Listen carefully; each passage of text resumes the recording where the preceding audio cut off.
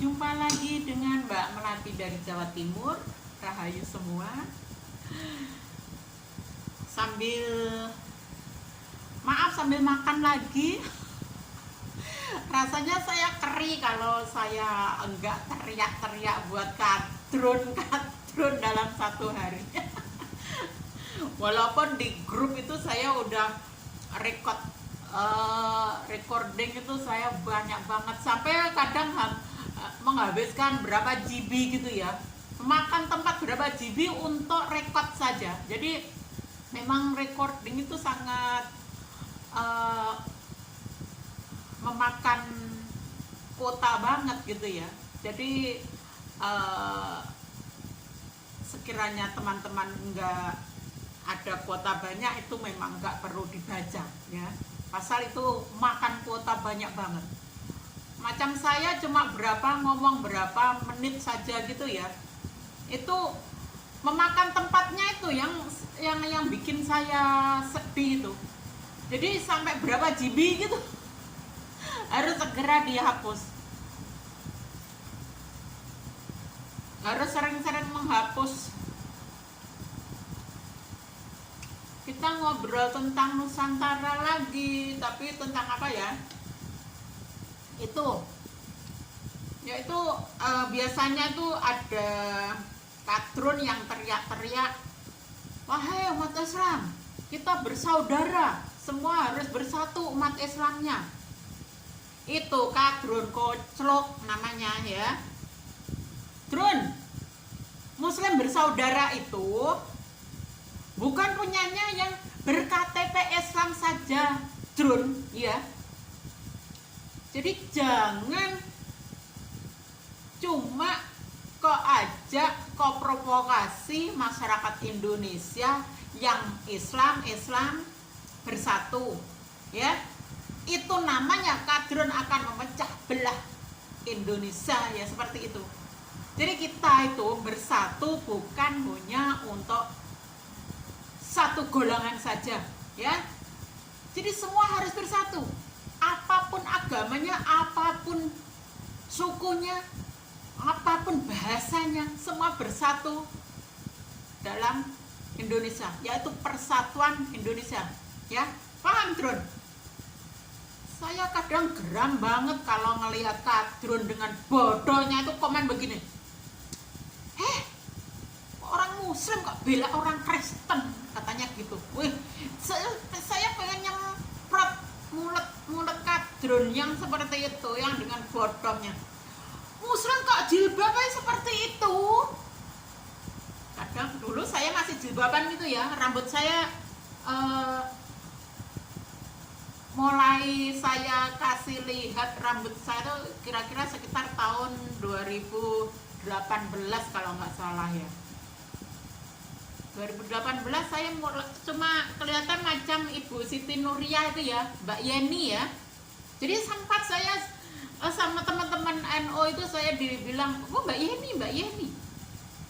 Iya bener, teman saya yang berpuluhan tahun nggak jumpa gitu ya, reuni di grup gitu ya. Saya kasih foto saya yang pakai kerudung ini, ya saya dikata, wah persis Mbak Yeni. Iya, jiwanya harus persis Mbak Yeni, persis Gus Dur. Kita harus seperti itu. Dilalah saya berpose pun juga suka dengan seperti itu.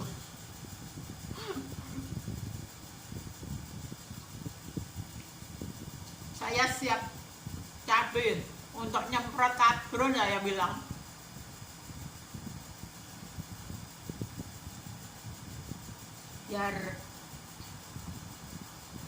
Biar pedes saya nyemprotnya untuk kadrun. Jadi Muslim yang seperti itu biasanya kalau sudah ngata-ngatain orang lain, kamu Muslim kok bela orang Kristen, kamu Muslim kok bela orang non-Islam, kamu Muslim kok jilbabannya seperti itu, Muslim kok bela orang kafir. Itu di medsos seperti itu. Ngeri sekarang itu ya. Hati-hati banget. Hati-hati banget. Di medsos itu luar biasa, sangat bisa meracuni otak kita. Itu cara-cara Wahabi, cara-cara HTI untuk meracuni generasi kita seperti itu. Ya. Komen-komen bodoh itu bertebaran dulu itu ya. Ini sebelum saya tahun 2021 itu perang dengan orang-orang yang seperti itu. Komen-komen bodoh itu keluar. Sekarang sebetulnya saya sudah nggak peduli, biarkan saja. Orang udah nggak bisa diajak berpikir cerdas. Kita itu harus mengutamakan persatuan Indonesia. Susah kalau mereka udah mabuk dengan agama. Dengan model-model komen seperti itu udah kelihatan banget bahwa mereka adalah orang-orang yang mabuk agama. Jadi sebelum saya kiprah di medsos itu, saya dulu cuma ngurus sih ini itu nggak begitu ya, penting sih penting, tapi saya nggak tahu bahwa di luar begitu berbahayanya seperti itu, kita nggak tahu. Jadi kita dulu cuma ikut organisasi muslimat, ke anak-anak, murid-murid, bermasyarakat biasa, cuma seperti itu. Tidak tahu di dunia luar betapa medsos itu begitu sangat berbahaya, pikiran-pikiran yang meracuni generasi kita, meracuni orang-orang Indonesia ya. Karena mereka apa? Karena mereka mengikuti kiai-kiai online, macam si Wasu Somat itu, macam si Felix Wasu itu, Ustadz Sutat HTI itu bertebaran seperti si si Attack, si terus Sutat Wahabi seperti si Basah Malah itu, Basah Lama itu lah. Keluarga Basah Lama itu Wahabi banget, yang jenggotnya Pajero itu makin panjang jenggot, makin otaknya tinggal separuh, tahu tak?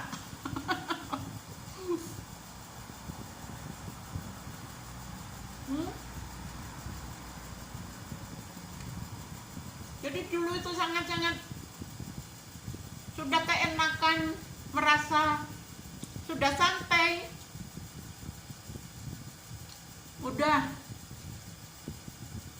mati urip bersama kiai, mati urip gondelan sarungi Pak Yai, cuma seperti itu dulu itu,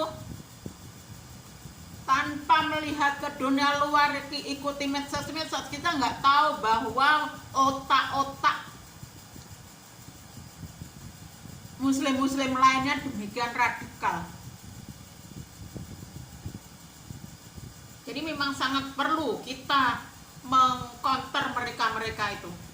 Dan sangat perlu juga orang-orang yang suci merasa bahwa kalau sudah jilbaban, kalau sudah ngaji terus itu masuk neraka. Itu perlu dikonter. Orang-orang seperti itu sangat-sangat intinya dangkal dalam beragama, itu dangkal banget. Jadi tidak pernah istilahnya,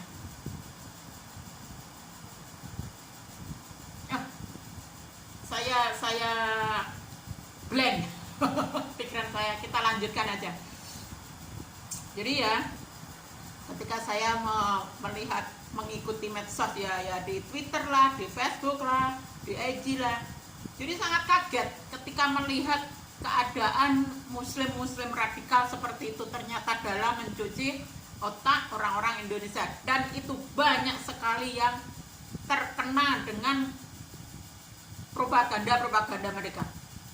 Ya, yang paling bisa kita lihat sekarang ini semua udah pakai jilbab. Itu propaganda Wahabi sebetulnya. Dulu NU bukan enggak seperti itu sama sekali. Jadi sekarang itu Wahabi merasa di atas angin. Dikira, wah iya, berarti orang Indonesia sudah benar-benar mau mengikuti dia.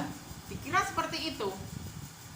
Jadi ini ketika ada PWNO mengatakan mau melarang Wahabi, itu saya juga nggak yakin saya gimana cara melarangnya. Coba, orang manusia Indonesia sudah seperti Wahabi semua. Karena di otak itu mereka kalau sudah nggak pakai jilbab itu merasa dosa, sudah nggak seperti Nabi katanya. Dia lupa dia ada di negara mana, itu lupa. Yang dia ingat ini adalah perintah di Al-Quran. Mereka lupa di Al-Quran juga ada perintah-perintah untuk membunuh orang selain Islam, itu juga ada. Apakah mereka akan mengikuti? Coba. Jadi jilbab itu saya setuju dengan cara NO dulu, yang memakai kerudung itu bunyai, yang memakai baju-baju alim gitu siapa? Ya Pak Yai.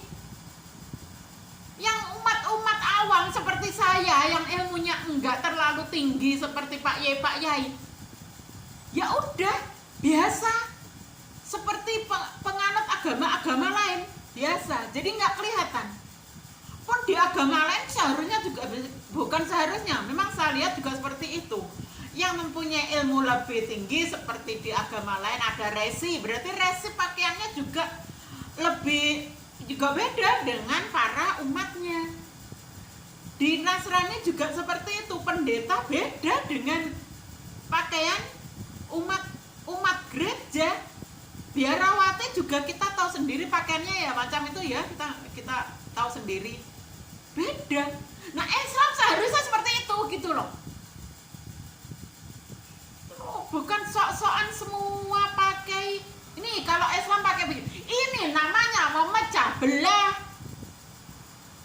Jadi memperlihatkan nih saya Islam, bukan Islam. Seharusnya agama-agama itu ada kebiasaan-kebiasaan atau pakaian-pakaian yang seperti itu cukup di dalam tempat ibadah masing-masing ya. Kalau di luar udah biasa, nggak usah dikasih tahukan nih saya Islam dengan atribut-atribut Islamnya. Jadi atribut-atribut cuma pengecoh saja sebetulnya. Nah, itu yang mempropaganda siapa? Wahabi. Jadi kita semua itu katut Wahabi.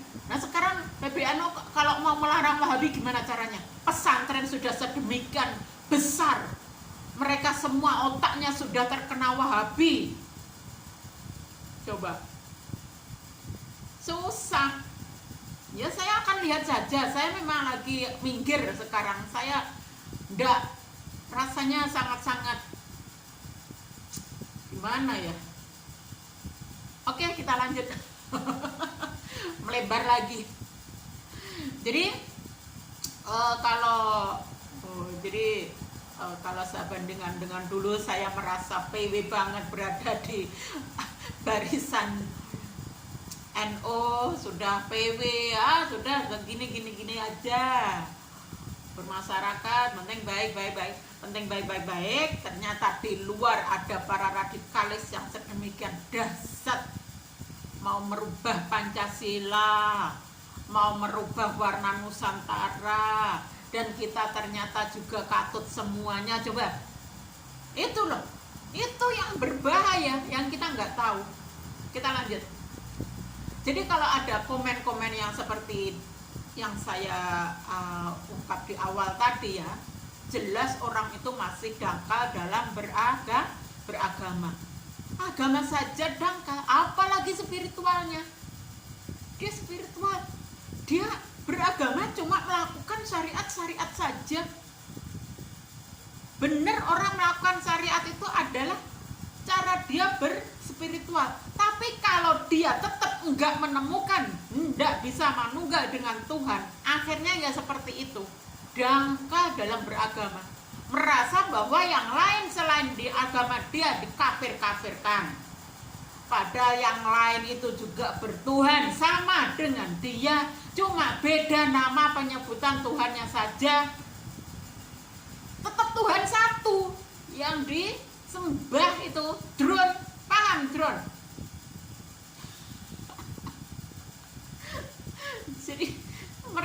dalam memahami ajaran-ajarannya Mbah Muhammad itu cuma tekstual. Jadi cuma kitab-kitabnya Mbah Muhammad itu dipahami cara tekstual saja. Enggak dipakai nalar. Oh, ini negara mana? Oh, ini negara mana?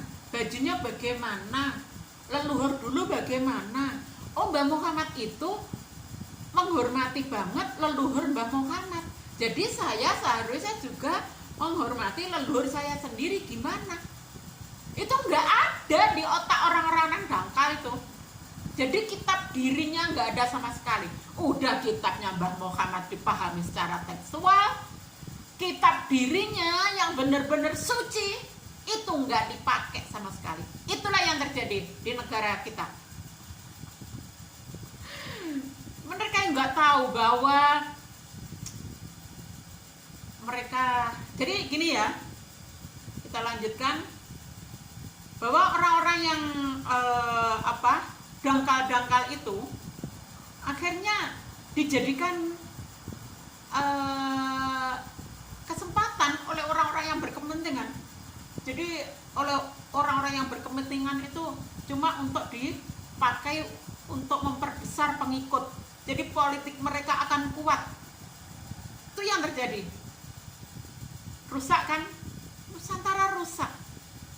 Ini sangat nggak diharapkan oleh Pamomong Nusantara kita. Makanya Pamomong Nusantara kita sebelum beliau apa istilahnya nyisih ya, udah biarin agama lain dimasukkan ke Nusantara, yang mana Pamomong Nusantara udah ngerti bahwa agama itu nanti akan merusak Nusantara, udah ngerti. Jadi nggak diterima. Memang awal-awal itu nggak diterima, sampai 4 utusan nggak diterima itu karena Pamomong Nusantara, saya yakin beliau ngerti. Jadi sebelum apa yang terjadi kan ngerti gitu ya. Itu orang-orang suci kan seperti itu. Walaupun di kita, di orang Muslim seperti itu, orang makrifat itu ngerti sebelum apa yang terjadi, ngerti gitu ya. Pun Pamomong Nusantara juga seperti itu. Sampai 4 kali utusan datang ke Nusantara nggak bisa, karena juga ngerti apa yang akan terjadi di Nusantara kalau ajaran itu dimasukkan. Ternyata benar kan? Udah mereka datang menawarkan ajaran mereka, lalu setelah mereka besar, ajaran Nusantara sendiri itu tadi yang dihina-hina, diinjak-injak, dak karu-karuan. Itu yang terjadi sekarang ini ya. Jadi cuma untuk politik akhirnya, bukan asli berspiritual, bukan asli untuk mendekatkan diri pada Tuhan, bukan untuk memperbesar rasa kasih sayang kita sama makhluk. Nggak bisa berjiwa Nusantara yang bisa menyayangi makhluk lain, itu nggak bisa. Bahkan kemarin saya ada bikin video tentang membunuh cicak aja, memukul cicak berpahala. Itu ajaran apa coba? Itu belum yang membunuh manusia berpahala juga itu. Coba, ngeri pokoknya. Politik agama itu lebih ganas daripada politik para orang-orang yang pakai logika. Ya. Oke. Jadi kembali ke udah 19 menit. Langsung aja kesimpulan bahwa beragama tapi nggak pakai hati, itu akhirnya cuma dijadikan alat politik oleh orang-orang yang berkepentingan. Beragama itu seharusnya jangan tekstual saja, jadi harus betul-betul memperhatikan spiritualisnya juga. Jadi biar bisa sangat-sangat manunggal dengan Tuhan, besar kasih sayangnya, bisa seperti Tuhan, betul-betul menyayangi orang lain ya. Oke, rasanya saya nggak bisa membaca lagi apa yang mesti saya saya ucapkan. Saya akhiri saja. Saya akan lanjutkan makmi saya. Terima kasih,